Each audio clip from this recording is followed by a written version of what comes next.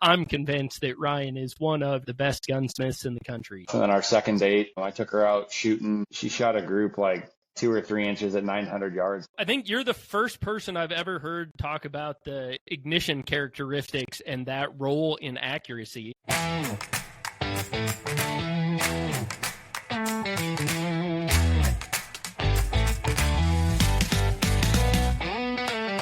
Hey there, and welcome to From the Ground Up show, where we encourage and inspire the next generation of free-thinking leaders by telling the stories of those that have been there, done that, and are still getting it done, building success with their hands, their hearts, and their hustle.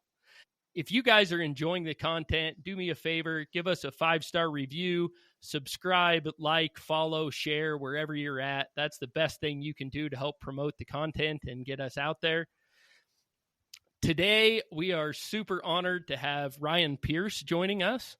Ryan is a renowned gunsmith and an acclaimed competitive shooter, recently taking second place at the Long Range National Championships.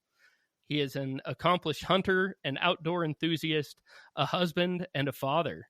And I got connected to Ryan a few years ago. I set out to build a just absolute top-end rifle, one that I was going to use the rest of my life. I wanted a super long-range, super accurate rifle in a lightweight package. And I was considering some newer cutting-edge calibers. And as I called around, asked around, researched, the same name just kept coming up. There's a lot of great gunsmiths out there building some awesome rifles, but that package of long range, accuracy, lightweight, and especially being right on the cutting edge of the best technology out there with different calibers and different equipment, Ryan's name kept coming up again and again and again. I did have him build a rifle for me, and it is awesome. I've never seen a rifle with that quality, that fit. It's been working wonderfully for me for many years, and I'm convinced that Ryan is one of, if not the best gunsmiths in the country. So, Ryan, we are super excited to have you join us. Thank you. Yeah, thanks for having me on the show. It's an honor to be here. It'll be a good time and get to discuss a big variety of topics, I guess. Yeah, awesome. Well, I know throughout your career, and especially in the field that you're in, you spend a lot of time traveling. I know you've been on some pretty exciting hunts and outdoor adventures in Wyoming, Montana, Alaska, and other places throughout the United States. Have you had any recent adventures that you'd like to tell us about? Recent one would have been we went out to Montana with my kids and my wife and my buddy Mike, and had a customer out there that invited us out to his place to fill some cow elk tags. And yeah, it was a great time. The weather was beautiful. There was a pile of elk, and yeah, we were able to fill our tags. The wife, she shot hers at like 200 yards with a 25 Sherman Max, which is like a SAUM improved. And a lot of guys, think you need something huge for elk, and it's all really just, knowing the limits of each setup. Seeing as it's a 25, we're not going to shoot something way out there with it. And Sean had said, realistically, everything's going to be inside 400 yards. So I'm like, that's zero recoil off a tripod. And for her, if you don't shoot a whole lot, something with no recoil is kind of nice. So that 25 SAUM with those 133 burgers, it took like 2 steps and fell over dead. So yeah, worked out great for her. And my buddy Mike, he was using a 300 WSM. I built him, and 215 burgers, and 10 ringed it. It was like 220 yards, nothing hard at all. And in fact, me and him both did the old on 3. We'll shoot at the same time. So he had one picked out, I had one picked out, and so I shot one, and he shot at the same time, and then Sean grabbed one and got one too. So it was a good time. Yeah, we all tagged out and got a pile of meat in the freezer and got to enjoy some beautiful scenery in Montana. It's out west is a lot different than Iowa. It's I love it out west. I really wish I could move out there, but family back home really wouldn't allow that. So yeah, we enjoy our trips out west with the family. So. That's great. It is beautiful out here. I love it here. I know you mentioned in that story your wife has gone on a few of these adventures with you. She enjoys hunting as well. Is that something she enjoyed before you got married, or is that something that you've Yep. kind of introduced her to? Yeah, that was something she'd always enjoyed, which is kind of something that kind of drew me towards her and kind of hit it off right off the bat. We met and we're talking about hunting and shooting and all that stuff. And then our second date, I took her out shooting and she shot a group like it was like 2 or 3 inches at 900 yards with a 6.5 47 I had. And I'm like, dang, she can shoot too. So I had her shoot a match like a month or two later with some of my my F class rifle I had at the time. I needed some brass that needed formed anyways at the time. So I'm like, oh hell, just let her form brass for me. And she actually won the match forming brass with a backup barrel. So yeah, that was kind of cool way to get into a relationship. So yeah. Yeah. Yeah, that's probably the moment you knew she was the one, huh? When she shot Yep. that 2-inch group at 900 yards. Yep. Yep. Also realized I better not piss her off either. You got to get a long ways away to be safe from her. Yep. Well, I like to dive in and learn about where you came from. Can you tell us a little bit about your childhood and growing up? Yeah. Grew up, I played a lot of sports, hunting, or soccer, golf, and football, mostly soccer. And then got a little older and I got into hunting and stuff with my grandparents, my grandpa, and then my dad. We'd go out hunting all the time, and then enjoyed hunting a lot more. So I didn't really even go out for sports my senior year. I just went hunting every single day and loved it, and started getting into some competitive shooting as well. And it kind of just progressed from there. I started getting a little more serious into the F class shooting and figured, let's maybe go to school and learn how to do some of this stuff. And so I'm a hands-on person. I went to local community college for like a semester and did a bunch of business classes. I'd already taken a lot of business classes in high school that were college credit and all that.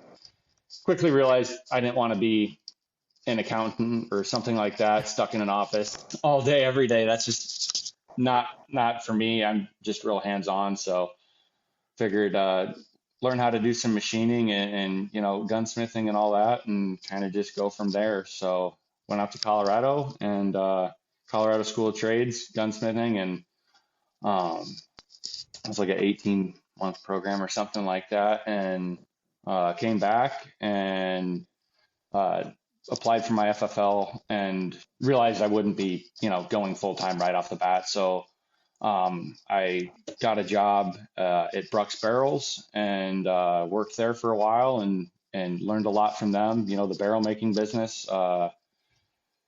Norm Brooks, the owner, one of the owners, extremely knowledgeable machinist. Makes all his tools from scratch for the most part, and the machines are pretty old, but they've redone them to where they're hold amazing tolerances, all that. And the guy was just a wealth of knowledge. Got to see him for the first time in a long time when I went to the Nationals this year. I'd taken like a 9-year break, and then last year I decided to shoot a match, get back into it, and this year I shot 2 warm-up matches for Nationals, and like you said earlier, at the Nationals I ended up getting second place. So I was really happy. The rifles shot absolutely insane. Both of them are tuned just unbelievably. Like, it's crazy. Like I shot a 20 shot group at 900 a few weeks ago, and it was like 3.2 inches of vertical. I think it was the first 19 shots, it was like 3.0 inches or something for the group. And then the last shot, kind of the wind took it, opened it up a little bit to a 4-inch total group. But there was a little bit of a breeze out there. But yeah, it was great to see Norm, catch up, see what's all new with them. I also got to work with Jim C. Center Shot Rifles back in the day. Right after I graduated schooling out in Colorado, he had me work for him for a while, and we made a bunch of rifles for Len Backus at Long Range Hunting, the website. Jim was making all of Len's rifles at the time, so I kind of got to see, how Jim did things, from a one-man production standpoint, because that's what I am. I'm a one-man shop, essentially. I don't have anybody else working on rifles. So Jim was really efficient at doing things. And so I learned a lot from there on how to do things, as efficient as possible without cutting corners. So I got to see how he does it. There was a few other guys that showed me how they did things as well. Some pretty well-known guys. So I was really thankful to be, getting to be taken under their wing, showing how to do things, and kind of just form my own techniques after seeing all their techniques, kind of what worked for me. So. Yeah, is there quite a bit of variation in different techniques and guys do things differently, or are you guys all kind of doing the same thing, but just with your own touch? There's definitely a lot of different techniques on how to do things. Some people post pictures on how they indicate barrels or how they hold barrels and stuff like that in the lathe. There's a lot of different ways to hold it. Very few that actually are perfect and don't induce stress on the barrel while you're holding it. So like you got to get the barrel in the lathe and you'll get it, the rifling and the bore indicated in perfectly so there's no run out. A lot of setups, chucks, don't allow it to be stress-free because you'll have the outboard end that you'll be trying to indicate in as well. And if it's not stress-free, you're bending the barrel to get it to read what you want. And so when you take it out of the lathe, it goes back to its relaxed state and your machining's crooked. So getting everything perfectly indicated in while not stressing anything is really, really important if you want to have absolute max accuracy. And then having the reamer go in absolutely dead straight as well.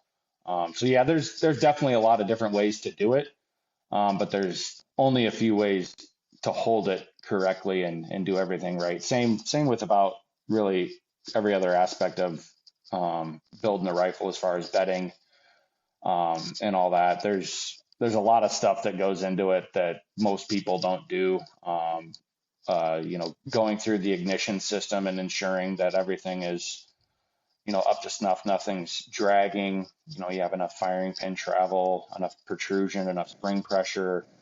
There's a lot more things to it than what most people realize. So, I could go into the really depths of it, but most people probably wouldn't understand it. And it'd be a huge, long conversation on that. So most people wouldn't understand it. So I'll just kind of probably just leave it there for now because you don't want to spend an hour talking about something nobody would really understand. Okay. So, all right. But yeah. And you mentioned you took second place at nationals this year. I remember seeing the results when those came out. You were like really close to first place, weren't you? Just a couple points off. Yeah. After the first day, so you get relays, you get drawn relays. And so there was 4 or 5 relays for nationals. So there was 50 targets. So roughly 250 shooters if there's 5 relays. So I was third relay. So generally you want first relay because you're shooting right off the bat early in the morning. It's really calm. And that morning, the first day of nationals, it was the calmest I'd ever seen that range. It was absolutely dead calm. At the beginning of the day, they do the national anthem and they light off a cannon. And the smoke from the cannon did not move for like 10 minutes. There was like no wind. And I'm like, wow, there's going to be some really high scores shot on this one because there's no wind. And there was some high scores. There was like, I think the highest was a 200 with 17 X's or 16 X's. So the X ring at 1,000 is 5 inches. And the 10 ring is 10 inches. So people were getting, 17 out of 20 shots at 1,000 into a 5-inch circle with all of them going in the 10-inch circle. So when I saw those scores, I'm like, yeah, I'm on third relay. This is going to be kind of tough to do this one. So I knew I wouldn't get an 18X, but I was able to clean it. I got a 200 with like 12 or something like that, which for that relay was one of the highest scores because the wind definitely picked up. But over the next few relays, I managed to hardly drop any points. And at the end of the first day, I was in the lead. So I was really happy with that, considering I haven't hardly shot in the last decade. So was able to hold on to first till the very last relay of the last day.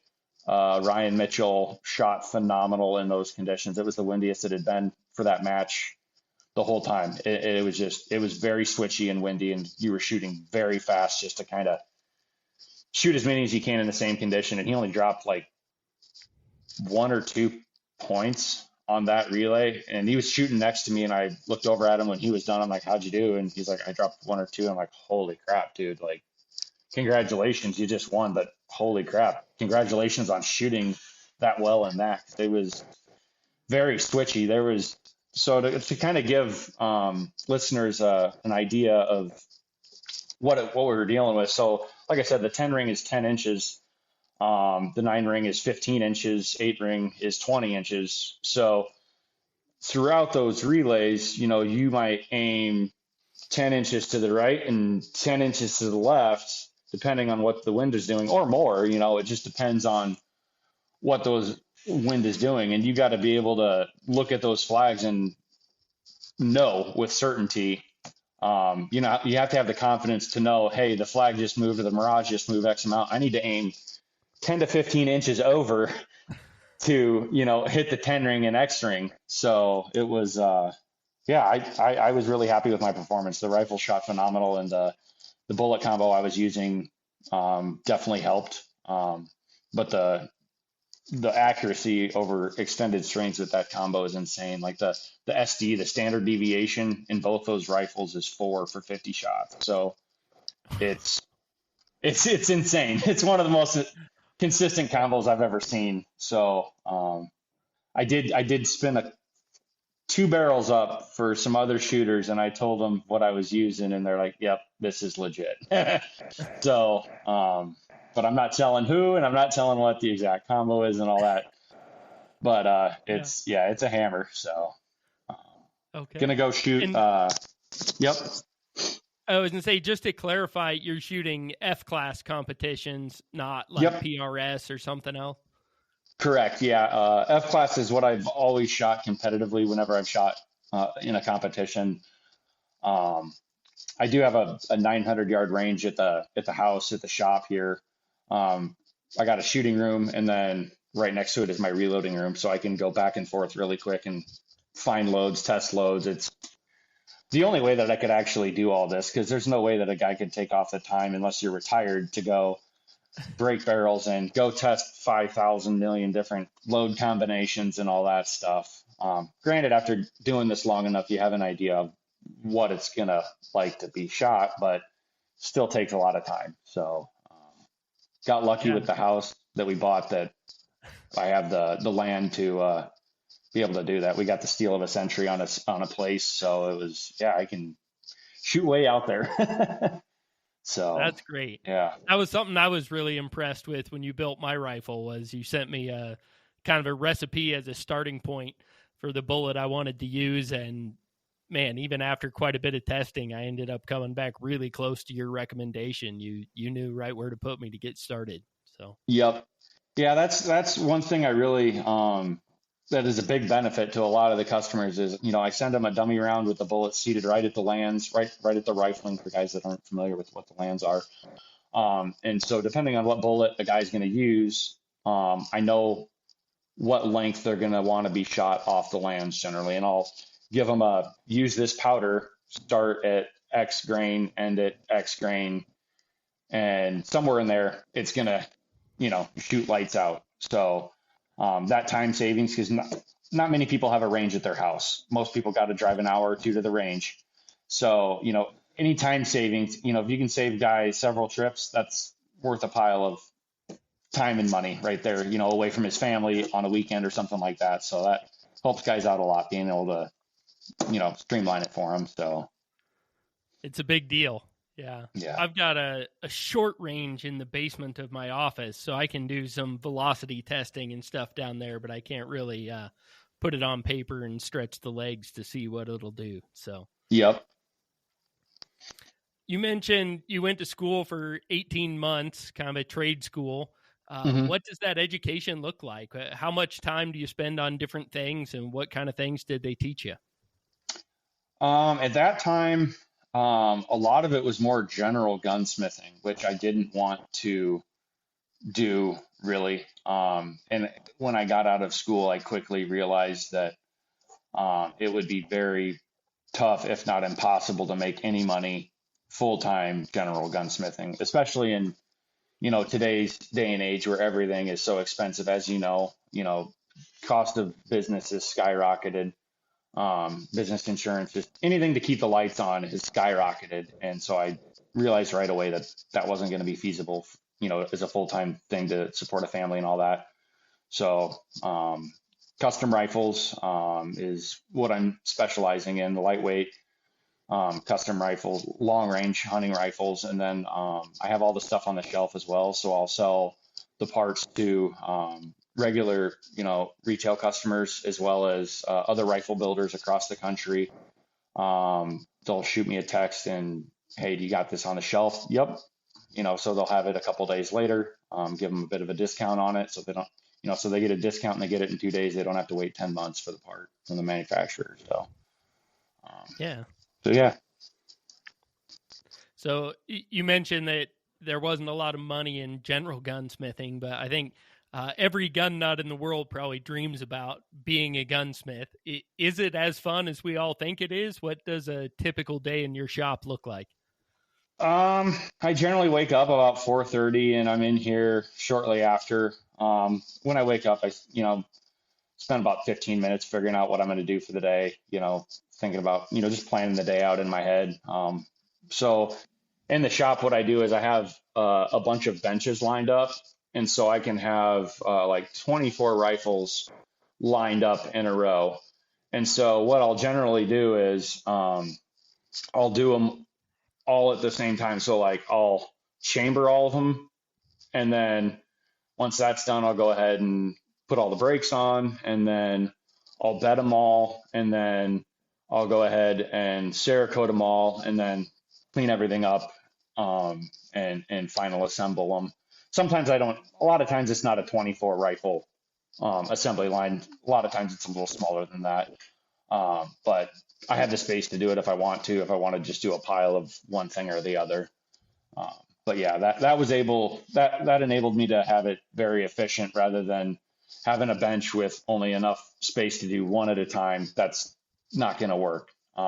So I had pile of bench space made and line everything up and get it as efficient as possible. And then once those are done, I got a walk-in vault that has parts bins with barrels, action stocks, all that stuff in each bin.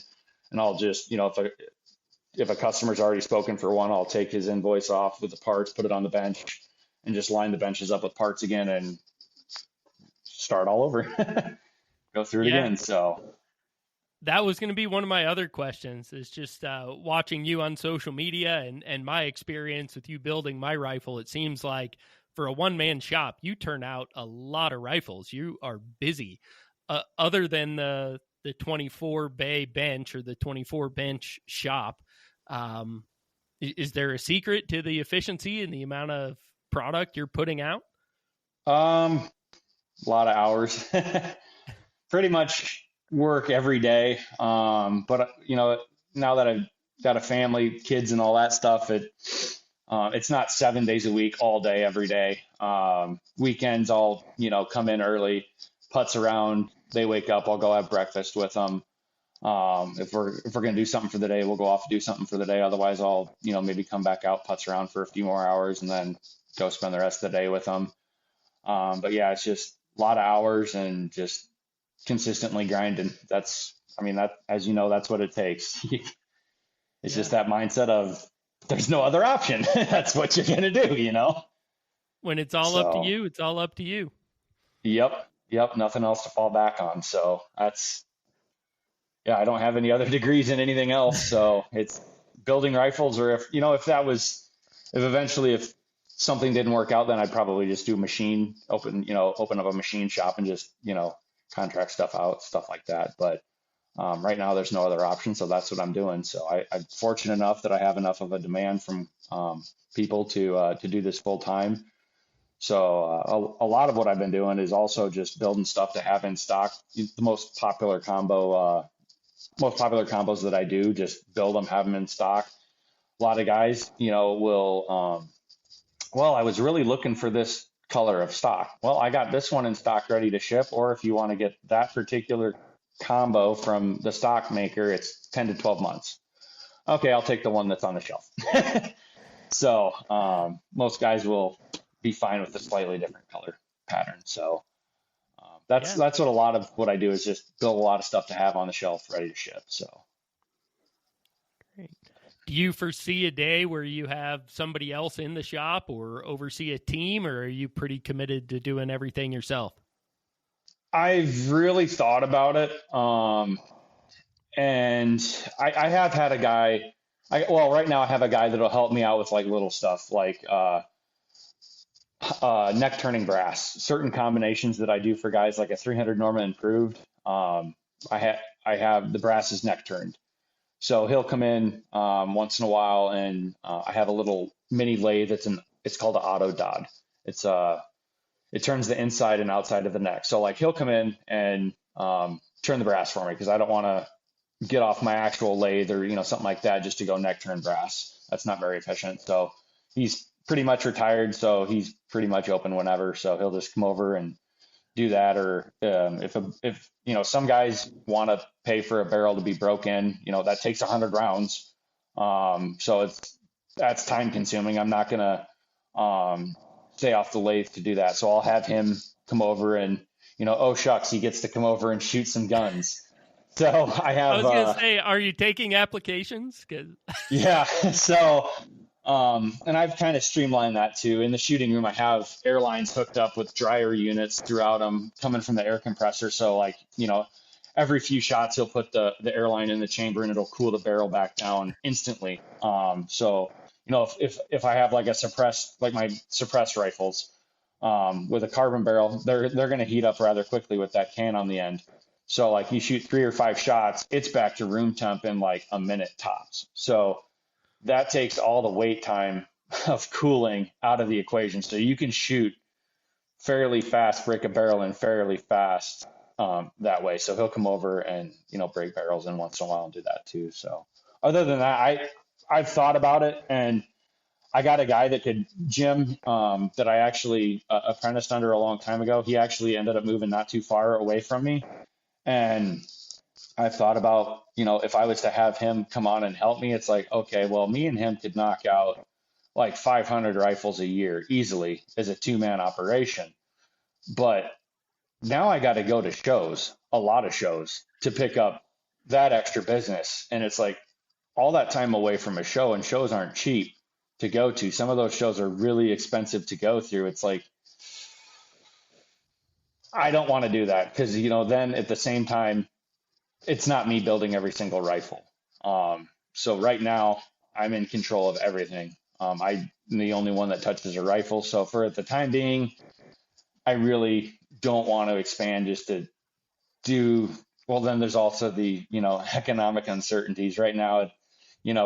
Nobody knows what's going to happen 6 months from now. I don't want to go and buy a bunch more machines and hire a bunch of people. It's like, kind of just want to let things see what happens in the next 6 to 12 months. But for right now, I'm perfectly happy doing it as a one-man shop, being in control of everything. That way, customer gets their rifle, I can guarantee that everything's perfect on it because I am the only one that touched it. So, yeah, I appreciate that as a customer, knowing that you do it all start to finish yourself. And like you said, when I was looking for somebody to build my rifle, I did a lot of research, and I looked up the top finishes from F-class competitions over the last 5 or 6 years, and a lot of the shooters will name their builder, and your name was on like half of the rifles. Like it seemed like you owned the majority of that market, so that kind of took away any question for me of who I wanted to have building my rifle. So. I was really fortunate. I had some friends and customers that were really good shooters. So I used to shoot all the time, and I quickly realized that Okay, you're gonna spend 2 days prepping brass, loading ammo, and 2 days shooting. Okay, well, that's 4 days out of the week that you're not making any money. That's not gonna work. So fortunately, I had some customers that were really good shooters as well. So they kind of were the advertisement for, once I went full time, they were the advertisement for me. They'd go to matches all the time and they'd shoot. And fortunately, they won a pile of matches, nationals and stuff like that. So that helped out a lot. And then it got to the point where I just had such a demand for the hunting rifles that I couldn't do the F-class rifles anymore. Um, and it was also, a few other things. The F-class rifles are just so time consuming that, with my current hourly overhead with, new shop, new machines and all that stuff, I can't make the math on doing F-class rifles full time Okay. in support of family and all that. So I'll do it for like three people. That's it, because they're really, really good shooters. I don't make any money on them, but they're still advertising for me. So, Yeah. So yeah. what is the difference there? What takes more time on an F-class rifle versus a long-range hunting rifle? Stock finishing is a killer. As far as like clear coating and all that stuff, just everything about it is a lot more time consuming. Having to wear gloves the whole time you ever touch the stock before it's finished, because you don't want to get oil on it or anything like that. Yeah, it's just not something I'm able to do with my current setup, constraints and all that stuff. So with the hunting rifles, I can just line them all up and be very efficient at it. Okay. So yeah, that's what I focus on right now. So All right. I enjoy the F class. I just can't. And I got back into shooting, but I'm only going to shoot like 3 matches a year, 3 or 4 a year. It'll be just big matches, nationals. That's it. Because I can shoot behind the house, so it's not like I'm not shooting at all. So like next year, in February, we're going to go to Phoenix for the Burger Southwest Nationals. I'm going to bring the kids and wife down, have a little mini vacation out of it. And then there'll be a few other big matches throughout the year. But it's just so time consuming that I'm not retired. So a lot of the F-class shooters that are really serious about it, they're pretty much retired. So, they can take off whenever they want and they can spend 2 days a week loading ammo. It doesn't matter for them. So, Gotcha. yeah. I love that your wife and your kids travel with you. That's something I've been watching on social media, and it seems like, man, you got a toddler in tow and a baby in a baby carrier out there chasing elk or antelope or wherever you're at. That's cool that you guys do it as a family. Yeah, it definitely makes it so it's possible. Because otherwise, just leaving the kids behind with the wife, that's not really fair. So if we can make a vacation out of it, and stop along the way, stop at national parks, enjoy some scenery, and then once we're out there, throw them in the pack and go antelope hunting or something, with us, like our Clayton, our 3-year-old, he wasn't even a year old and we had him out antelope hunting with us in the pack. And it was cold, but I mean, we had him bundled up and stuff. And it was a lot of fun being able to have your kids involved. That, enables you to do a lot of things if you involve them in your activities. So, and Yeah. yeah, it's just great making memories with them. So we try and involve them in everything we do. So you can't exactly, My wife, throw them at grandma for a week either. That's not really fair. yeah. My wife is not a big hunter. She doesn't necessarily enjoy it, but my youngest two kids do. And my That's middle awesome. child, my younger daughter, I had her out in one of the packs with all bundled up in her snowsuit with headphones on, mule deer hunting. I think she was like 5 or 6 months old. So she's literally been doing it her whole life. I hope she sticks with Yep. it. But That's awesome. so something I was wondering about, and I imagine there might be a different answer for F-class shooting versus the long-range hunting, but do you have a favorite rifle platform that you like to use? Uh, for hunting, it really depends on what I'm going after and the terrain. If it's going to be close shots, you don't need a big Uber Magnum. But if, it's a lot of open country and it's going to be out there a bit for like elk or something like that, or just big game in general, I'm probably going to take my 300 Norma improved. Um, I'm using the 245 LRHT burgers, and the BC on them is 846. So like you can't ignore that. It's sky high BC. Essentially, with that high of BC, it's like it'd be like shooting a 300 grain 338 burger 100 feet per second faster than the 245, which if you're using the same cartridge, um, is not possible. You would have to up the cartridge and the size of the cartridge substantially to do that. So in a lightweight setup where you can still spot your hits and have pretty much the ultimate in long range performance in something that doesn't kick the snot out of you, that 245 burger is really the way to go. The 28 Nosler is definitely a laser. It just has a lot less barrel life.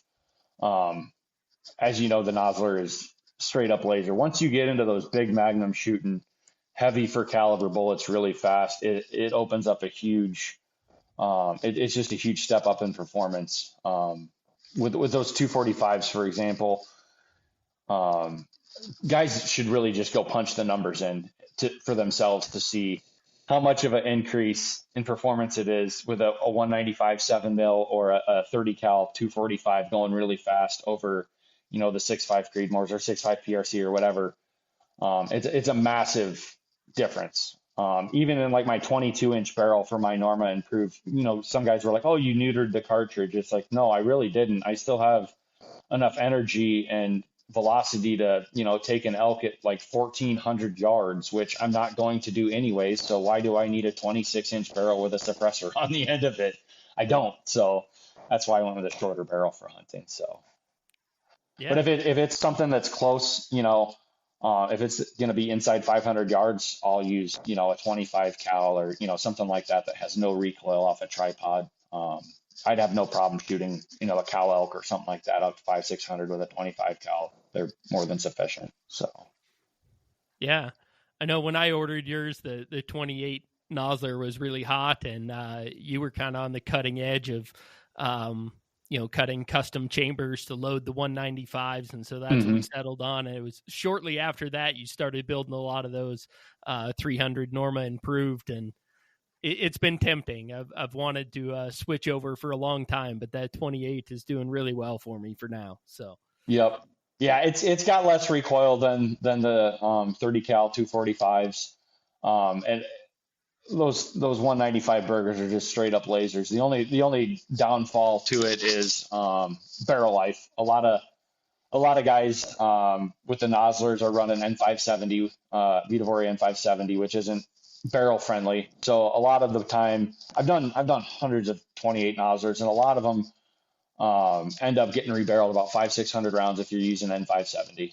It might go a little further than that, barrel life wise, but most of the time it starts dropping off around there. So versus like the Norma is, if you're using N570 and you keep the barrel cool, you're right around 1,000 rounds. So it's pretty significant amount more barrel life, but it just depends. If a guy's never going to be plinking and all that stuff, then 500-600 rounds of barrel life is a really long time. That's a lot of dead animals. That's a lot of freezers filled. So. Yeah, I think I'm closing in on 200-300 rounds on mine, and I try to limit it to just a few shots every year unless there's an animal in front of me. So hopefully we got a few years left. But. Yep. And a lot of times, guys will like a lot of what I've been doing too is switch barrel setups. So like in these barrel burners, you can't exactly practice with them. So a lot of times guys will have me do a switch barrel. So they'll have me spin up like a 300 WSM is a really popular one because the barrel life is like 2,500 rounds. And for practicing, you can shoot past 1,000 yards with it, no problem. But just being able to go out and shoot and not worry about barrel life, is nice. It keeps you from having to buy another rifle to practice with as well. So if a guy has a barrel vise Changing a barrel is a 10-minute affair. You just pop the scope off, take the barreled action out of the stock, and pop the barrel off, put the other one on, torque at 70 foot-pounds, and you're good to go. So um, that's been a popular option for guys. So yeah, I ended up going the other route and bought the second rifle. I have one of the 22s that's on the Remington 700 platform, and I set it up identical to the one you built me with the same stock and everything, so I can go down in my basement range and practice with that, and it matches everything that I see in the field. So Yep. You definitely need something that you can shoot with a lot, just to get good off a tripod, different shooting positions and all that. And you don't want to exactly do that with something that's going to burn the barrel up. exactly. So diving into other components, is there an action platform or a brand or anything like that you just absolutely love and are dead set on for building your own rifles, or that you would recommend to a customer? I use a lot of the Defiance actions for anything that is not a Norma improved. The Defiance actions are dead straight, and the ignition system on them is awesome. I don't have to remachine anything. The nice thing is they time and headspace the same. So like a lot of times what I'll do is I'll get a bunch of barrels or a bunch of actions and stocks vetted, and I have a bunch of barrels on the shelf that are chambered in a whole bunch of different stuff. So like I got all these rifles that are done, and then the customer will be like, I want this rifle. Okay, let me go grab that barrel that's already Cerakoted on the shelf, and I'll put it on there, and the engraving and everything lines up, headspace is perfect and all that. And then, I'll bed their scope into the rings, and, a few days later, the gun ships out to them. So that's one really nice thing about the Defiance actions is they time and headspace the same. Not other action manufacturers are able to do that. Some of them are. But the other benefit to that Defiance is it's super lightweight. The Anti-X is like 24 ounces for a long action, steel action. That's pretty hard to beat. If a guy wants the Norma, then a lot of the times I'm using the Bat Vesper, super lightweight action. I think it's like 6 ounces heavier. It's maybe not even, it might not even be that much heavier. I think it's like 27 or 28 ounces actually. So it's a light setup and it's super straight. Ignition's great on it. I don't have to fix anything. On the Vesper's got bigger threads, which is nice for the Norma. So the Norma is such a much fatter case than your standard Magnum cartridge that you need a bigger shank on it. Otherwise, your wall between the chamber and the bottom of the threads would be smaller. So like the Bat has bigger threads, so you need a bigger shank. So there's just a lot more meat between the chamber and all that in the bottom of the thread. So you don't get bolt clicks or anything like that due to an insufficient amount of wall thickness. So those are the two main actions I use. Otherwise, if a guy's not concerned about weight for the Normas, I use a lot of Borden Bigfoots. They're a few ounces heavier than the Bat. They're a super straight action. Borden, he builds a pile of stuff for the F-class community. One of my rifles is on a Borden. It's insanely accurate. Both my F-class rifles, one's on a Bat, one's on a Borden. They shoot the same load, identical. The only difference is seating depth is like 4 thou difference, and that's because one barrel has a few more 100 rounds than the other on it. Otherwise, they're identical, which is nice. But those are primarily what I use. Other than that, it would be Pierce Engineering. They're out of Michigan. I use a lot of their shadow actions. That's a fairly lightweight. It's a skeletonized 700 footprint action as well. I use a lot of those. That would be primarily what I use the most of. I've had a lot of issues with some of the other manufacturers having to remachine a lot of stuff with the ignition systems to get adequate firing pin travel. And just stuff like that I don't want to use something that I have to spend, a bunch of time on and then end up charging the customer $300 more to fix something. It's like, well, for the same price, here's something that I don't have to fix and is perfect right off the bat. So it's time savings on each rifle. So yeah. And those I still go through the Defiance actions and stuff to make sure everything's good, but like I don't have to remachine anything. So yeah. those are all Remington 700 footprints, correct? Yep. Yep. Yep. Okay. All right. Well, what drove you to start from a relatively young age and pursue kind of a unconventional career? I don't know a lot of guys that came out of high school and dove right into gunsmithing. So was there an impetus or something that really pushed you that direction? Probably would have been when I started shooting competitively and wanted to just kind of figure out how to do it myself and see if it was something that I would enjoy doing. I figured I'd enjoy doing it as a career. But there's not many guys that are able to do it as full time. And it took quite a few years to get to the point of full time. I was working, 2 to 3 jobs, which was including building the rifles. And it got to the point where I was working like 120 hours a week every week. And I'm like, okay, I have enough business built up to where I can go full time now, or so I thought. I had enough to go full time for building rifles, but it definitely wasn't as much as I had originally thought I needed to stay busy. Going full time, you need a pile of work lined up to stay busy. But I was just always involved in the outdoors and I'm a hands-on person, so it was just kind of a natural avenue fit for me. So it kind of just took off from there. And I'm not one to kind of half-ass something. If I, get my mind to it, I'm just going to go all out and just all the way. It's just go big or go home has pretty much been my, motto for a really long time. So went full time and just really took off from there. Fortunately, I'm able to do this full time. So yeah. If you could go back and start over, would you do it again? I would, but I'd probably do things a little differently. I would buy a CNC lathe a lot sooner. I didn't go to school for. I never took any actual CNC courses, but I had a guy come out and write some programs for me. I told him exactly what I wanted.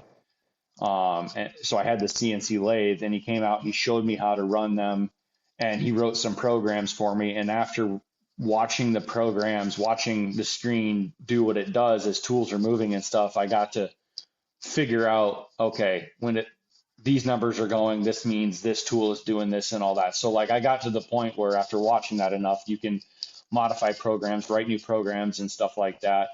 The CNC lathe was a big, massive time saver, especially for a one-man shop. I'll get the barrel indicated in and select the program I want, push the green button to go, and I'll walk away and go do something else. I'll come back and see it will have turned down the barrel and threaded it, and I'll check the orientation for the high spot of the barrel compared to the action. So like when you indicate a barrel in, I indicate in at the throat and 1 inch past the throat. So doing so, you're going to have some run out on the muzzle end, but as long as where the bullet enters and 1 inch forward of that is perfectly indicated in, it doesn't matter what the muzzle's doing. But in doing so, having it straight here, you're going to have a little bit of muzzle run out at the end. And so I'll take the high spot and I'll clock that to where it's 12 o'clock on the action.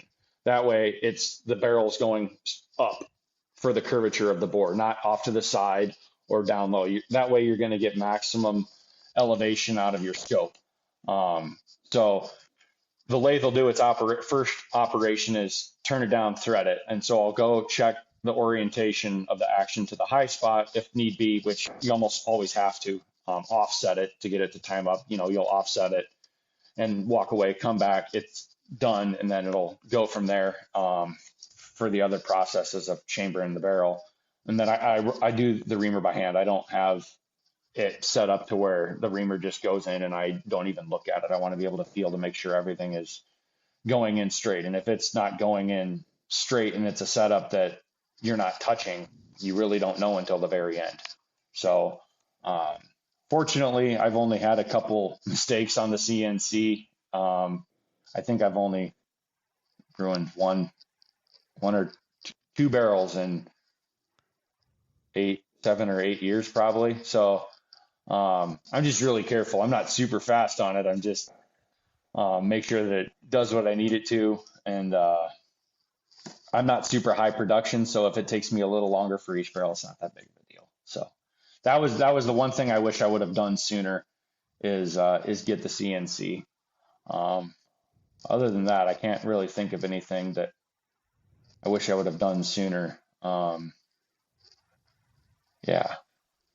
Do you think it's still possible for somebody to do if there's a high school kid that doesn't love school, is super into shooting and wants to do what you've done? Is it still possible? Oh, it would be extremely difficult in today's climate, I think personally, given the fact that there's so many people out there building rifles. My advice to someone would be to go to school for welding, machine shop, or something like that. And obviously, if you want to build rifles, you're going to need a machining background. So take some classes in that, but don't rely on it as your full-time gig, because like the insurance for a rifle builder has gone up like 400% for me in the last 4 years. So it's insane. And actually, I have some buddies that own welding businesses out in California, which cost of business in California is insane. They're doing pipelines and stuff. I'm paying more in business insurance than they are. So like, I don't recommend somebody jump in, try and do this full time. You're going to have to do part time for quite a long time, and you're going to need a backup plan in that time. Something paying your bills, because it's not going to pay your bills for a very long time. So do a trade. And I think, as you'd probably agree, trades are definitely a lot more in demand than they used to be. And everybody's kind of realizing trades are where it's at, because AI is not going to replace that anytime soon. You need people to weld and, electricians, plumbers, and all that stuff. Those are really high paying jobs, and you don't need $150,000 in college tuition to do it. So that's what I would recommend to someone in high school trying to decide on what you're going to do. Do a trade, and take a few gen ed classes, take some business classes, stuff like that. But try and pick out a trade that you think you might enjoy. And a lot of high schools are doing that as well. Like back in high school, we had shop classes and stuff like that, but at that time they really didn't push it that hard. So that's what I would recommend to somebody is, learn some trades, take some machining classes, and slowly get into it. But right now, there's no way that someone would be able to just jump into it and do it full time. There's too many people out there doing it.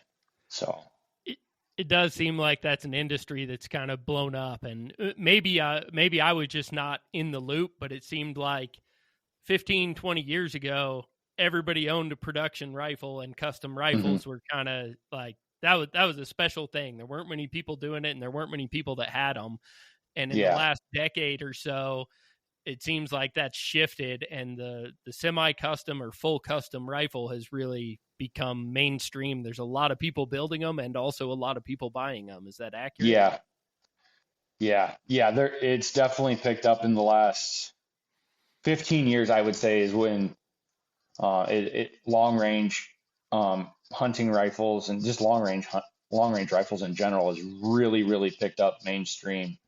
I would say probably PRS style matches are a huge factor in that, because a lot of guys want to dip their feet. They don't want to go buy an F-class rifle to dip their feet in long range shooting, but a lot of people have a bolt action 243 or 308 or whatever. They can go dip their feet in it, and if they really like it, they'll go from there and they'll buy a long range rifle designed around whatever they want to shoot. But I would say that was a big factor in, as well as the long range hunting shows from the big name custom rifle builders. That was huge as well. Having those shows all over TV. That really got people really interested in long range shooting as well. So, yeah. So for the novice that's listening, can you help us understand what are the primary differences between a production rifle, maybe a semi-custom rifle, and then a full custom rifle like you're producing? yeah, it's going to pretty much come down to the quality of components used, as well as the amount of time that the company is able to put into each one. Your basic factory rifles, off the shelf $500 rifles, obviously they're not going to have an action that's as high of quality as like a Defiance or something like that, just because time constraints for, you can't put a $1,500 action in a $500 rifle. It just doesn't work that way. But the $500 rifle, it allows you to, dip your feet into it. And for a lot of guys, that's all you ever need. If you're never going to shoot an animal past 200 or 300 yards, and you can have a factory rifle that shoots much further than that, obviously. But, the vast majority of hunters out there aren't going to shoot something past 300 yards. So that's where the factory rifles is primarily used for. If a guy wants to get serious about long range hunting, you could take your factory rifle and you can do hand loads and you can start to get her dialed in even more. But it really comes down to how accurate do you want that rifle? And the more accurate you want it, the more expensive that's going to become, just because prices are going to get more expensive for the parts and also the time involved in the labor. You can't have a rifle that's bench rest accurate consistently for, say $1,000. You might get lucky if you were to buy a bunch of them, and you might get some that do shoot really, really good. But when you're going to the custom rifles, if they're built properly, every single one is an absolute hammer. And that's because you're using quality components put together properly. So like, for instance, I bet a scope into the rings. Most people just lap rings, or some of them don't even lap the rings, and then they put the scope in there. Well, in a lightweight Magnum, your scope's going to slip over time, guaranteed, because you can't make the rings are not going to be an exact perfect fit for the scope, because scope diameters vary for the same model, same manufacturer. They're going to vary slightly. So like betting it just takes it out of the equation. It's a perfect fit in that set of rings. It can't slip due to recoil. It's a suction fit.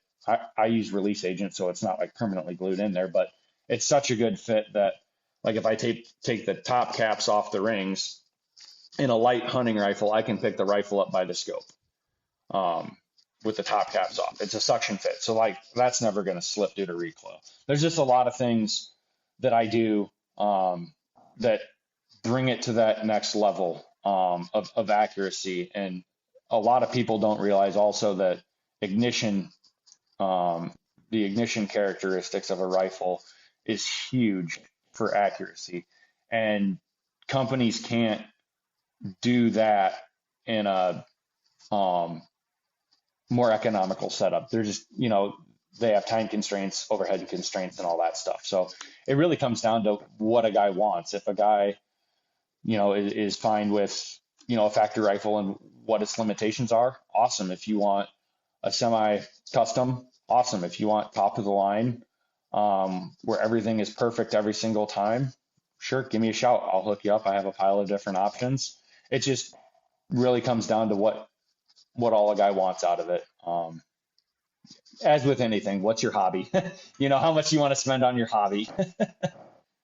Yeah. But the other thing I tell guys, that guys realize too, like a lot of the guys that I build rifles for, they go on a lot of hunts, and a lot of those hunts out west and, going all over, that's not cheap. And so if a guy goes on a lot of hunts, having that peace of mind, knowing, hey, my rifle will shoot 3 inches at 900 yards all the time, that's a huge boost of confidence. That cuts down how well you have to read the wind as well. If you have a big Magnum that's shooting really tight, then you can misjudge the wind slightly more. So that it just increases your odds a little bit more and gives you that extra boost of confidence when you're out in the field. Not everybody's going to shoot 900 yards, and honestly, not everybody should shoot 900 yards at an animal. I mean, you got to practice a lot to be able to do it consistently and ethically. I mean, ethics is a whole nother can of worms, but like I look at, because I've had guys ask me, what's your max range on an animal? Well, that depends what gun I have. That depends on how windy it is, what animal I'm shooting at. There's just so many factors. I've had it where 500 yards is my max because it's 20-mile-an-hour winds, but I'm shooting a big Magnum, so I'm fine. But other days where it's, dead calm, my max range is a lot further than that. But having a rifle that I know is going to go exactly where I aim, that's a huge confidence boost. So it is. I can speak to that as well. I know the rifle you've built for me, that's something I've been amazed by, is the consistency, even changing some pieces of that formula. I think I've cycled through 3 different powder bullet combinations and getting dialed in on the one that I wanted, and even just switching powders, primer, bullet, everything. I adjust my zero by an inch or two. And I started with it unsuppressed and put a suppressor on it, and I had to move my zero a half inch. It was just nothing. And even this year, I realized, like I said, I try to limit the rounds that I put through it. I'm trying to make that barrel last. And so I realized it had been like 4 years since I put my rifle on paper. I just pulled it out of the safe every year and went out and shot animals and had never checked it. And I just threw it down on the range, threw some paper up at 100 yards, just a bipod, no rear rest, no nothing, and put 5 shots exactly where they were supposed to go in about a 3/8 group. After 4 years of I've dropped it off at things. I've thrown it in and out of the truck. It's been in the field working, and I haven't checked it, and the scope still doesn't need adjusted. It is on every time, no matter what. It gives you a lot of confidence, like you said. So that's awesome. Yeah. So I think you're the first person I've ever heard talk about the ignition characteristics and that role in accuracy. I don't understand that very well. I'm sure someone a little more novice than myself certainly doesn't. Can you give us an overview or a novice idea of what you're talking about and how ignition characteristics affect accuracy? So essentially, you have your firing pin. And essentially, your firing pin needs to move X amount from the cocked position to the fired position. And you just need X amount of energy to hit that primer for it to reliably go off in cold weather. Now, the size of the cartridge also comes into effect as well, because say you're shooting a 6-dasher or something like that, that'll go off in cold weather a lot easier than, say, a 28 nozzler burning, 80 some grains of powder.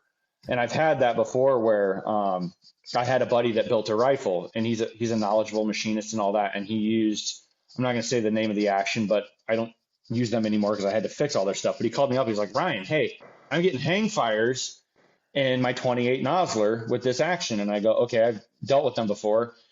You need to have X amount of firing pin travel. You need to go take the spring out of the firing pin and make sure that nothing is binding, because the tip of the firing pin would generally bind in those actions in the hole of the bolt. It would bind in there, so it was dragging.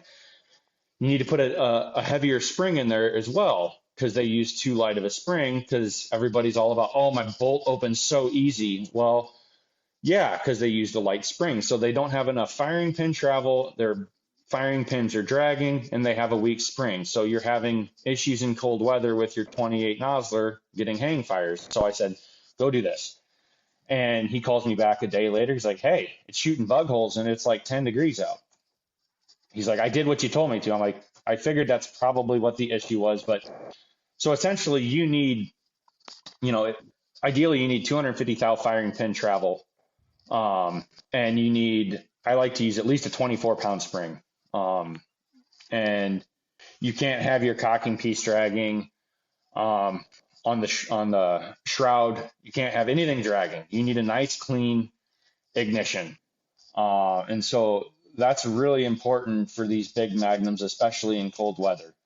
And something that I always check, because if you have something that's not quite right, your gun is not going to shoot near what it should. And some of these actions have like hangers. And so if you turn the hanger around, the trigger hanger, you'll get a different amount of firing pin travel. And so I've had that before where I just wanted to try it and turn it around, shoots like crap. Turn it back around, it's one hole. So it makes a huge difference as far as consistent accuracy for a rifle. That's just one of the things. But ignition is a huge thing. If that ain't right, you're going to have issues. It's not going to shoot, good groups, and your ES is not going to be great and all that. So that's all those factors are big. So, thank you. I appreciate that. Like I said, I think you're the first person that's brought that up in a discussion of accuracy. So I learned something new today. There's a few guys that I know of that are sticklers on that as well. But people don't advertise. You don't really tell people how you make a better product using the same exact parts. So like it was kind of a brief overview on how it's all done, but like there's some other guys out there that do it, and their rifles shoot because of that. That's one of the important things for a Magnum in cold weather hunting is ignition. So you'd be surprised at how many action manufacturers out there have insufficient firing pin travel or weak springs, or this is dragging, that's dragging. There's quite a few of them out there. So if you're not checking it, you have no idea if it's right or wrong. There you go. That's the reason you need a great gunsmith, because the average shooter probably doesn't even know how to check that. So yeah. So speaking of the average shooter, for the average shooter, recreationally or hunter out there that wants to improve his skills, what would be your recommendation of the one skill or the one thing that they could do to improve their shooting, I guess with the greatest value, the biggest improvement with the least amount of effort or money? Well, without spending any money, the one thing that you'd want to do is get a consistent setup to where when you're shooting, you can spot your hits. You want to get it set up on the rifle directly in line with the rifle. So it's recoiling straight with you. If you're off to the side, more than likely it's going to recoil off to the side.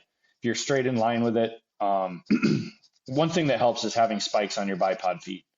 That really digs into the ground and keeps it from hopping all over the place. But messing around with different ways to hold the rifle to where it recoils consistently. If it's not recoiling consistently, you're not going to shoot tiny groups consistently. That would be something that I would recommend practicing on and being, conscious of when you're shooting.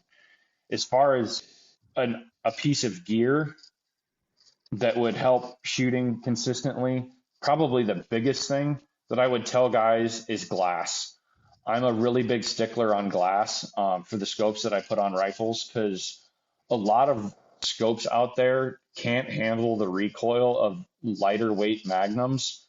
Now, a 15 to 20 pound 6.5 Creedmoor, not many scopes are going to fail on that because there's no recoil. But if you go down to, say, an 8-pound with optics 28 Nosler or 300 Norma, now all of a sudden that's a lot more recoil and jolt on an optic system, and not many scopes can hold a zero with that setup. And I have a jig that measures it, so it's a solid billet chunk with 2 pick rails on it, so you can mount 2 scopes on it. And so you'll put the scopes on there, and then you'll mount the jig to your rifle, and you'll line the crosshairs up at 100, so the scopes are at the same spot as each other, and you'll just start shooting. You don't care what the groups are. What you're going to do is you're going to look at the crosshairs. If they move apart from each other, one of those scopes is moving. The reticle is literally moving due to recoil. And there's a lot of scopes out there that I've tested, even $2,000 plus scopes, that the reticle will move 3/8 of an inch or more in 10 shots at 100. Wow. And yeah. And so guys expect, a tiny bug hole group all the time. Well, if you're using a scope that moves 3/8 of an inch, it's not happening.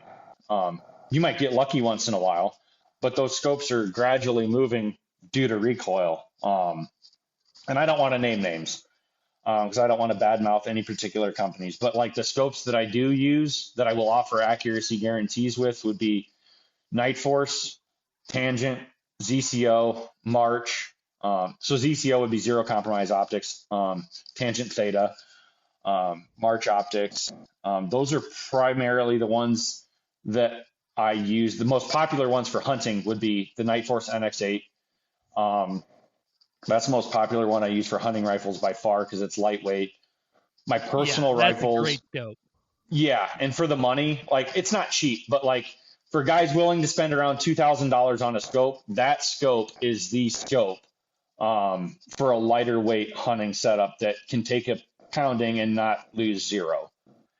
They came out with that a couple months after I built my rifle. Otherwise, that's what I would have. I have my setup. I like it. I was happy with it. I wasn't willing to change. But if they had come out with that scope a couple months earlier, that's what I would have. Those things are awesome. Yeah, you can't beat them for. I mean, 4 to 32 magnification range is huge, and it's 28 ounces, and they take abuse. It's hard to beat for the price. I use the 4 to 20 ATAC-R on all my hunting rifles. I'm not worried about the extra 7 ounces. That ATAC-R is absolutely bomb-proof. I've never had an issue with them, and they've taken some massive beatings and not lost zero. So I've had really good luck with those. I've used some of the other scopes, and there's other scopes out there that will hold a zero from recoil, but they are not a durable scope long term. I've had some scopes where, over the course of a few years, I would have like a 10% failure rate from customers where like the parallax or something like that would go out. It's like, yeah, it'll shoot tiny groups, but it won't take a beating. So that's why I use the Night Force. They might not have Tangent or ZCO glass on them, but they'll take a beating. I'm not saying that ZCO or Tangent are not durable scopes. I'm just saying that for a hunting rifle, the NX8 and ATAC-R line, you can't beat for durability. So that's primarily why I use them on all the rifles. So that jig that you have, is that something that you manufactured or did you buy that somewhere? I found it online, and last time I checked, the guy that was making them is no longer making them. And there's a few people that have posted their results as well on Accurate Shooter, the website, with that jig. It was Field and Cave Outfitters was the name of the company that made it. And a lot of people want to say, well, my rifle shoots tiny groups. They wanted to refute the evidence of people that have tested a pile of each brand of scope. And so it gets to the point where I don't care what you use. If you want to use this X brand scope on the rifle, I will build it with that. I will not guarantee accuracy with it. And other builders that have done the testing as well have got to the point where they don't care. They're not going to try and sway your mind. You can't, that jig does not lie. Seeing it, that shows the results. There's no lying. So use what you want, but I'll use what I know 100% will take the recoil. Now, if like I said earlier, if you're 15-pound rifle, 6.5 Creedmoor, you don't need something that's absolutely bomb-proof. But if you're going in the backcountry on that once-in-a-lifetime hunt, or it doesn't even have to be a once-in-a-lifetime hunt, you just want that peace of mind knowing that, oh, crap, I dropped my rifle, that it's not broke. Yeah. So. Yeah. I love talking with you and following you on social media. I learned so much. And I remember when you started putting out some of the tests with that jig, man, I was fascinated. I watched every post, watched every video. It's pretty cool that you put the time and effort into that to do that kind of testing. So, Yeah, it took a lot of time. And I mean, there's always new scopes coming out. And I've had some scope companies want me to test, and it's like, and I've had action companies want me to, go over their product and all that. It's like, guys, I'm a one-man shop. I don't want to go test every new product that comes out because time is money. Not to make it always about money, but it's like I can't take the time to go and test all the new products that are coming out. I'm going to go with what works, and other guys will test it as well. If it, shows promise and all that, then I'll test it, but I'm not going to test every new thing that comes out. yeah. Well, feel free to give them my name. I will happily receive some free stuff and test it out and send it back to them. So. Well, they weren't gonna give it to me for free, but hey, we'll send you this for a while and you can use it. It's like I've had, guys want to send me barrels. It's like, you realize how much time it takes to chamber up a barrel, break a barrel in, do proper load development and all that stuff. Like, that's not a quick endeavor, No. So. No. Well, we dove into scopes a little bit. Can we dive into some of the other accessories and maybe what some of your favorites are, or the ones that you've tested and like? We were talking about scopes. So what about rings? What do you like for rings nowadays? I would say primarily what I use would be the Night Force ultralight rings. Either the 4 or 6 screw. It just depends on if the scope base of the receiver allows for 6 screw or not, and if the cartridge that I'm building the rifle in needs 6 screws. Obviously, you don't need a scope bedded in 6 screw rings if it's a 25 Creedmoor. There's not much recoil on that. But I primarily use the Night Force ultralights, and then I bed the scopes. And I've seen other scope rings out there that will widen out as you torque them down, and you keep torquing them down, like the side bolt. You keep torquing it down, torquing it down, and the rings will widen out. So like you could put your scope in there, and it's a snug fit. As you start torquing it down, all of a sudden, since it widens out, your scope becomes sloppy in there. Well, if you don't bed it, your scope's going to slip due to recoil, guaranteed. So everything gets bedded. I mean, I've even seen $400 one-piece mounts slip due to recoil that weren't bedded. It doesn't matter what the scope rings are; they need bedded. If you want that peace of mind of knowing it's not going to slip due to recoil, it's got to be bedded.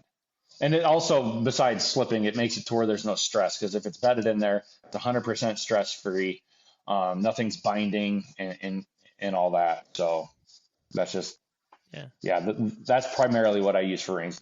Occasionally I'll, if I use like a ZCO scope, I'll use their rings and bed the scope in there, but Night Force ultralight rings are primarily what I use. So, And you mentioned bipods. I know you like bipods with a spike on the end. What's your favorite? I'm really a fan of the MDT, the SkyPod. Their lightweight double pull, I really like a lot.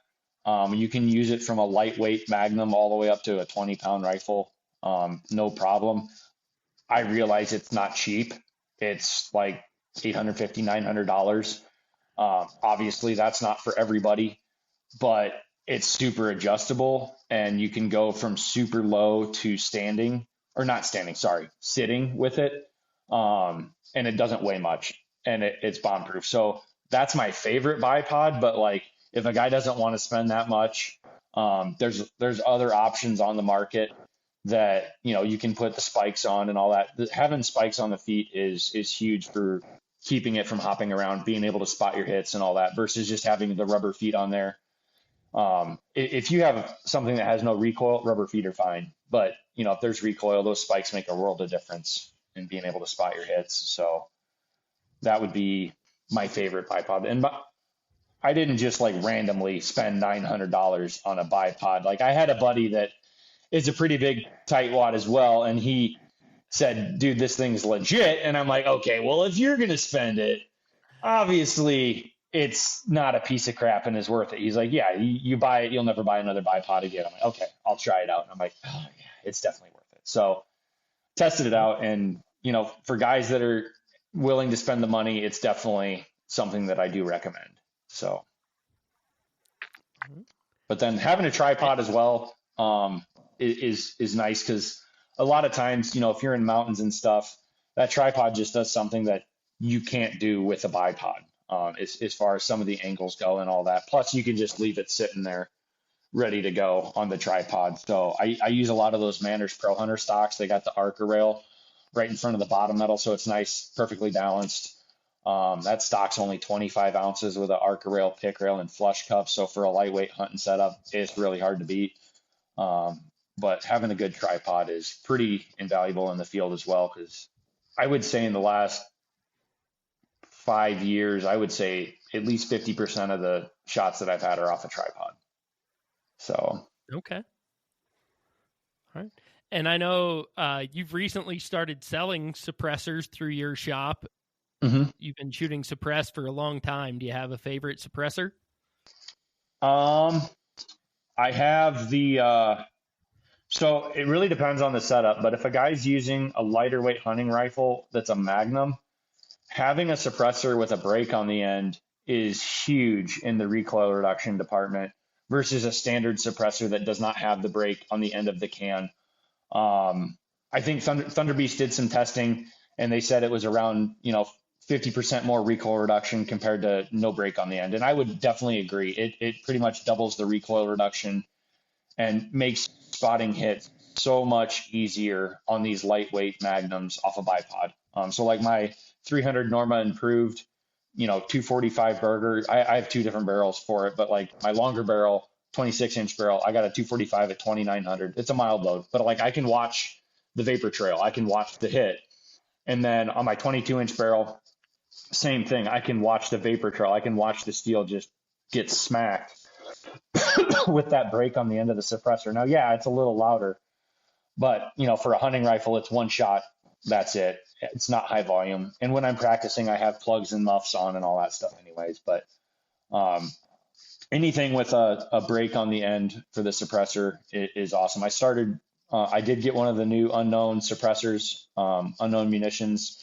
They're a Reaper. That's really lightweight. And I bought one of the directional brakes for the end of it from Salmon River Solutions. And I threw that on my Norma and I really like it. It's a super lightweight can width. They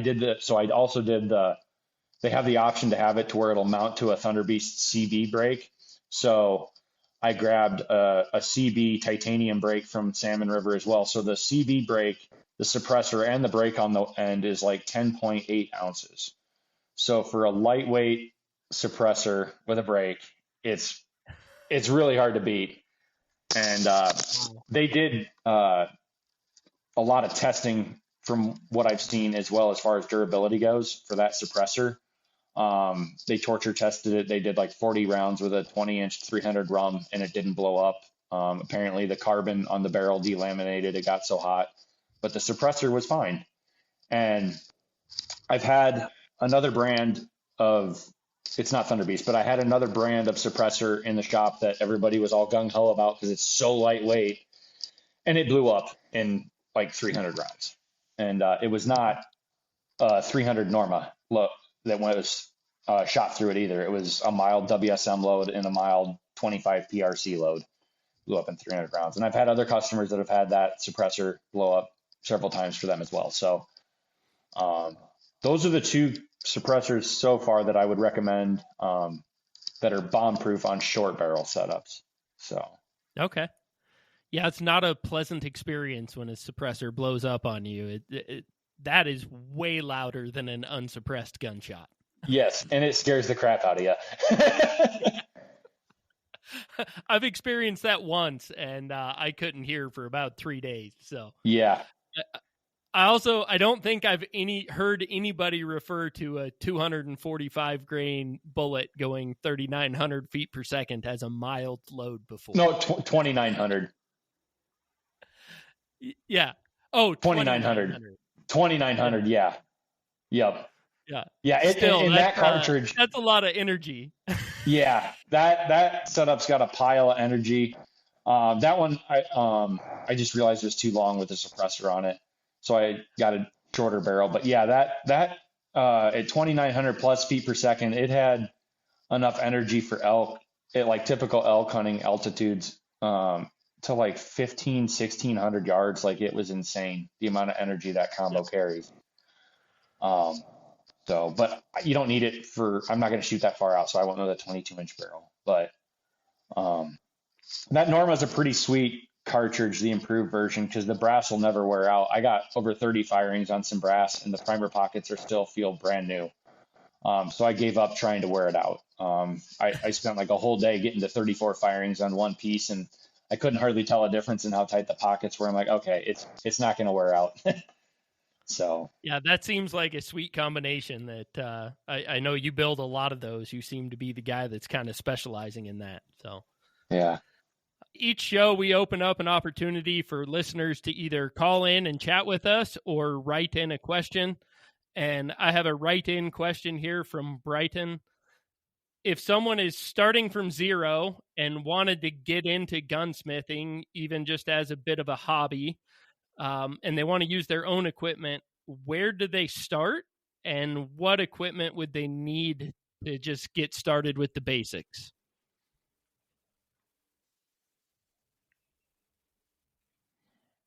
You can get some used lathes on the market, some used manual lathes for a pretty good price. You just got to make sure that it's not absolutely beat to crap.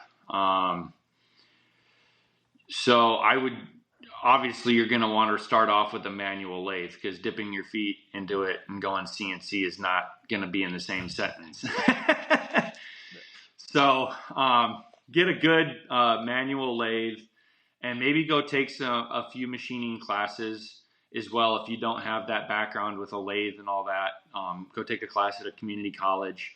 Or if you know somebody that would be willing to take you under their wing for a bit, that would be another option as well. There's a lot of videos out there as well, how guys do things. The internet's a pretty big source of information, but you definitely want to go just take I would recommend taking a class at a community college, and learning. Also, learn how to use a mill and all that. A manual mill isn't hard to use, but I would say a background in just a basic machining class would be a great step to take. And then realize that it's going to take a long time for you to build up your business to where you could eventually go full time. But yeah. Okay. Well, we've talked a lot about the technical side of things. I wanted to dive a little bit more into the story of building your business. What was the most difficult step you faced building your business? Probably taking the plunge after I got engaged to my wife. That was the real moment of, okay, I need to really step things up and get things rolling, up production if I'm going to support a family one day. So that was like, okay, I need to build a new shop. I need to get CNC lathes, and I need to get everything set up to where it's optimized and as efficient as possible. That was the biggest step I took, and definitely the biggest step I thought the most about taking, because that's a huge financial step and everything all around. But it was definitely worth it. It was definitely the route that I needed to take. So that would be, starting the business wasn't hard. That's not hard, but putting in the hours and all that stuff to get to where you can go full time, but then going full time just to support yourself, to supporting a family, that's a whole nother can of worms. So. Oh yeah. Getting married can turn a hobby career into, we got to figure this out for real. Yep. And not much time to figure it out. No, it's not hard to feed yourself, but wives require like homes and stuff. She's not going to just sleep in the shop with you. Tiny one room with a sofa and, like a guy in college would be. Yeah.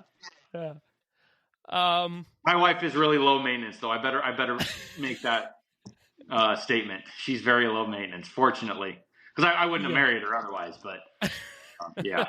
She grew up on a I farm, a dairy farm. So she knows how to work. She's not afraid of work. So yeah, I got really fortunate in my wife. So Good for you. I can say the same. My wife is pretty low maintenance and a very hard worker, but it's still very different to provide for a wife and a family than, like you said, just a single guy that can crash in a 1-bedroom. So, yep. At what point in your journey of building your business were you most afraid?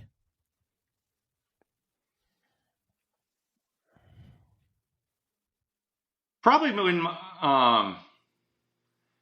I found out that my wife was due with our first child. Now, fortunately, I was still doing well with my business. I was doing good and all that stuff, but like finding that out, that's a whole nother like, and it was planned. It wasn't a surprise, but like that just kind of wakes a guy's eyes up even more. It's like, okay, we're going to do this. And obviously I'm not going to be able to spend as much time in the shop as when I didn't have children. So like, getting even a little more efficient, with things. Yeah, that was, and then the second one wasn't a big deal because we already had the first, but yeah, I would say that was probably the biggest, eye-opening experience, because then it was like, yep, this is really real. Yeah. Do your wife and your kids ever join you out in the shop? Are they able to help with anything? Sometimes, Clayton, he likes to, at the end of the day, once in a while, he'll come out and he likes to help me, shut things down. He'll flip the switch on the air compressor so it's off, or I'll tell him what buttons to push on the CNC lathe to shut it off, to rehome everything and get it shut off. And he likes to sweep once in a while as well. So I don't know, maybe down the road when he's a little older, I might have him actually help me out in the shop if it's something that he wants to do. That'd be awesome. But he likes working on my wife's parents' farm, the dairy farm and stuff. He loves going in the tractors and all that stuff. Even at 3 years old, he knows what all the tractors and all the parts do and all that stuff. Like he's really smart with that stuff because he does it every day because he goes there for daycare. So, but yeah, it's really nice having kids that are able to grow up on a farm. I'm really blessed in that regards because they know how to work. They're not afraid to get dirty. Most kids these days don't know how. They don't have that experience. So they'll definitely be a few steps ahead when it comes to real life, when they're older, because they won't be afraid to work. So, yeah, Harvard did a study, probably 3 or 4 years ago, I think, and they tried to determine the most determinative factor of success from childhood, and it was kids that grew up with chores and responsibilities was the primary determining factor.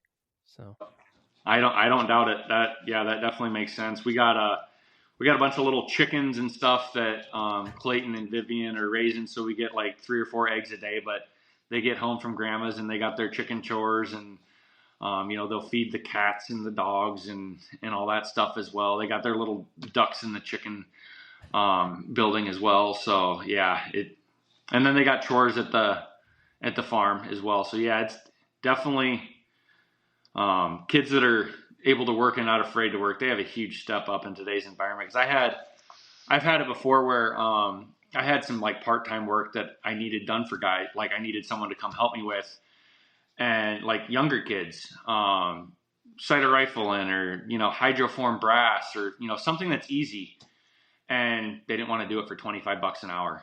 And it's like, this generation is in for a rude awakening, like the younger generation.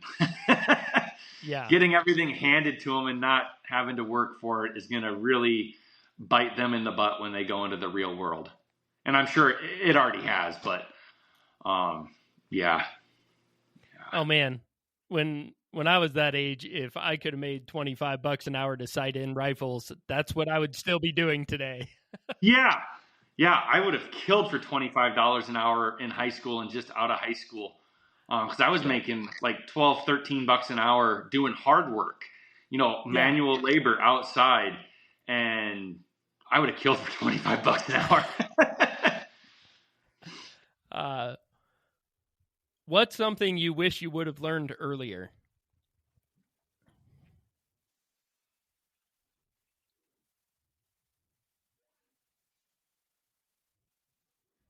How to run CNC, definitely kind of coming back to that.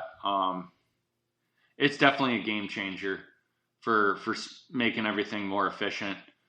And if I could go back in time to like in college, I would have definitely taken some CNC classes for mills and stuff like that.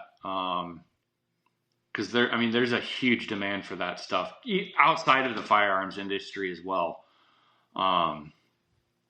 The firearms industry is really saturated with parts getting made by CNC and stuff like that. So like if I was to buy a bunch of mills and stuff like that, I'm not sure if I would really aim towards the firearms industry, just because it's so saturated, everybody making the same part and everything. But yeah, that'd probably be one of the things I'd do. Okay. What has been your biggest win?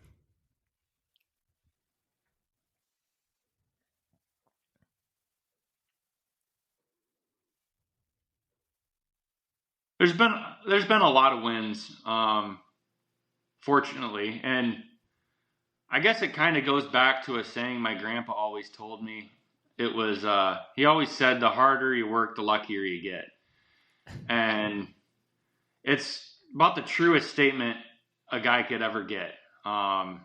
So obviously, like I said, I used to work 120, 130 hours a week, and so I still work a lot of hours. So the harder you work, the luckier you get. So I've just been very blessed with great customers, everything working great for the business, in all sorts of areas. Also, blessed with a wonderful family as well. So I couldn't say that I have one big win. I'm just very blessed that I have a lot of wins. And I guess it just comes from working hard, grinding away. I love that. That's one of my favorite quotes as well. I actually still have that. He had it put into like a poster. I still have that in my office, just so you never forget to keep grinding,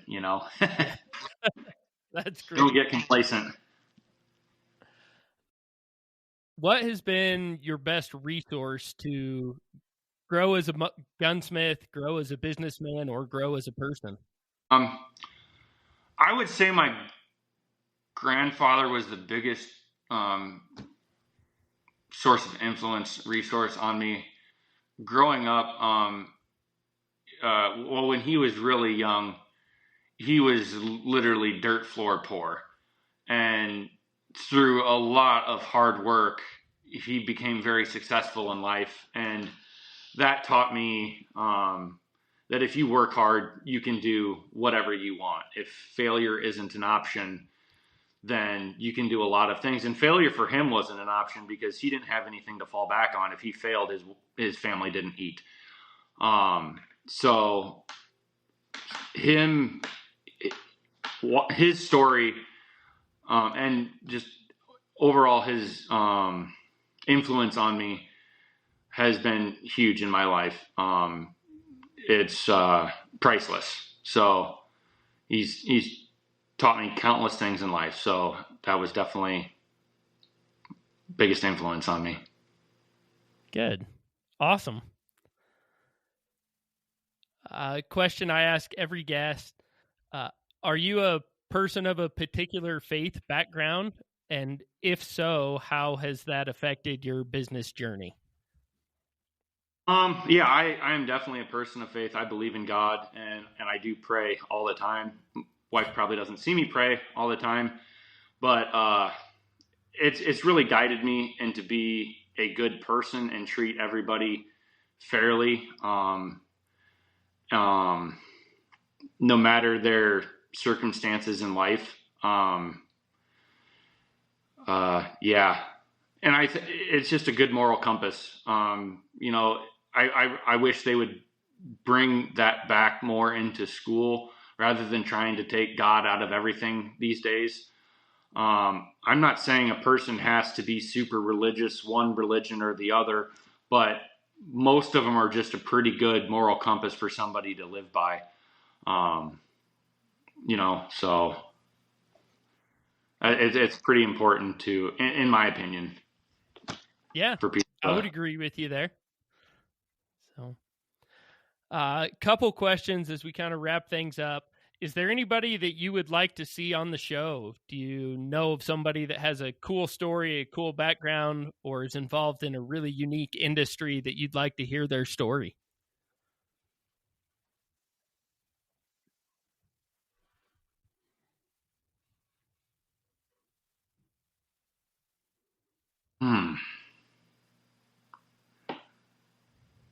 Dang, I wish I had something pop to me off the top of my head.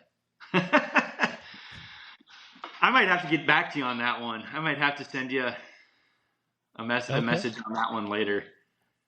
Well, we're always looking for interesting and unique stories. So, if you think of anybody, please let me know. I'd love to have an introduction. So, yeah, I got one guy that I'd probably, I'll ask him if it would be okay.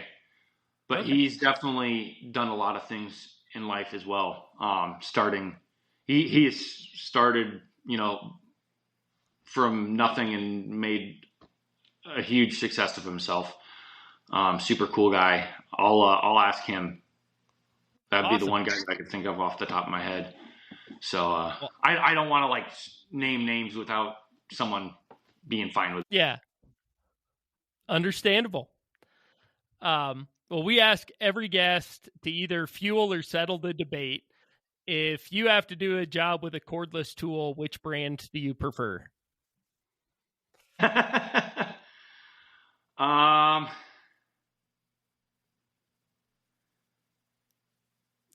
got a few, I guess, but we got DeWalt. I don't have a pile of cordless tools, I guess, but DeWalt would probably be what we got most of. But all right, another one on the board for DeWalt.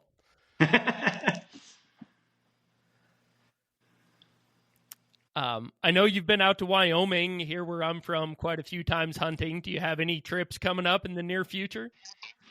We've been trying to get, the wife's been trying to get an antelope buck tag out in Wyoming for a few years now, but they've definitely cut back on tags in the last few years out there and made it really difficult. I got a friend out there that he's gracious enough to let us go out on his ranch whenever we get tags or anything like that. And so we've been trying to get her a buck tag. I was able to I drew a buck tag, I think 7 years ago, and I was fortunate enough to get I think it was 82 and change for the antelope buck. Nice. So I was really happy with that. It was one of the bigger ones that he's ever had at his place. So it's not like I'm expecting her to get something like that. Like, we're not going after Goliath. We just want her to get something decent. And she just hasn't been able to draw a tag because they cut back due to the winter kills and all that stuff. Yeah. We're applying for other tags and stuff as well. Elk and mule deer and a few others. But we just like the antelope hunt. It's easy. We can take the kids out. And it's not hard to, we don't have to go 10 miles backpacking in for the antelope, so it's easy to throw the kids on the pack and go out and get one. The last time we went out, we had both kids, and my son Clayton, he had never shot a gun before at the time, but we saw the antelope, and he was under the impression that he was going to shoot one, and they were 1,000 yards away. And I'm like, no, buddy, you can't shoot it. You've never shot a gun, and it's way too far for you to shoot one. And he started throwing a fit. And I'm like, okay, well, I'm not getting within 500 yards of these things with a little kid throwing a fit.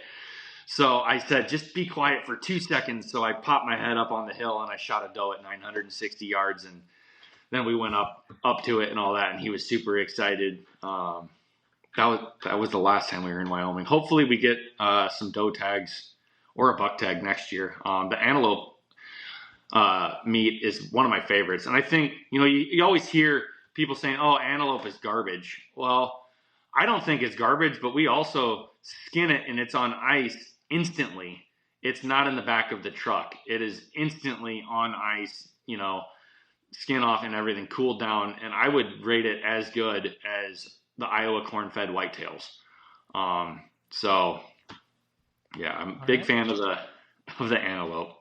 But. Yeah, I know in 2022 we had a really rough winter and wiped out a lot of the antelope population. So they've really turned the tags back since then. So, yeah. Yeah, and the unit that we go in is not a highly sought after unit. Our friend has enough land there that, it's not a huge issue to find, a few bands, and also he usually has us come later in the season too. So like they're kind of wintering there. So that helps too. So, okay. Yeah, hopefully she draws a tag for this coming year. So we'll see. Yeah. Fingers crossed for you. Yeah. So if our listeners want to get in touch with you, if they're interested in purchasing a rifle or some of your other products, what's the best way to find you and get in touch? The best way to get a hold of me would be to shoot me an email or a Facebook message. Lately, there's been so many spam phone calls, literally 15 to 20 a day. So like, if I don't recognize the number, 75% of the time it's spam. So like, I'm not going to answer it. If you leave a message, that helps. But like, shoot me an email or a Facebook message, and I will get back to you that day. That's definitely the easiest way. The website, precisionrifles.com, or my email is precisionrifles@yahoo.com. And then Facebook is just the name of the company, or my personal page, Ryan Pierce. Facebook Messenger is the quickest way to get a hold of me, but email, I'll generally get back to you the same day as well. So, or Instagram, Precision Rifles, I'll get back to you on Instagram as well. So. Okay. And if you're okay with it, we'll put all those links in the show notes so that they can get in touch with you. Well, Ryan, thank you so much for joining us. It has been a pleasure. I've really enjoyed hearing more about what you do and how you do it and your background. So I really appreciate you taking the time. And thank you guys all for being part of From the Ground Up show.